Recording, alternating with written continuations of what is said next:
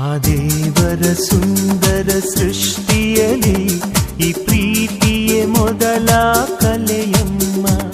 ಈ ಪ್ರೀತಿಯ ಕಲೆಯ ಎದುರಲ್ಲಿ ಆ ದೇವರೇ ನಗುವ ಮಗುವಮ್ಮ. ಆ ಮಗುವ ಮನಸ್ಸಿನ ಪ್ರೀತಿಯಲ್ಲಿ ಸಂಗೀತದ ಸ್ವರಗಳೇ ನಾವಮ್ಮ. ಈ ಸ್ವರಗಳ ವರಗಳೇ ಪ್ರೀತಿಯಮ್ಮ. ಆ ದೇವರ ಸುಂದರ ಸೃಷ್ಟಿಯಲ್ಲಿ ಈ ಪ್ರೀತಿಯೇ ಮೊದಲ ಕಲೆಯಮ್ಮ.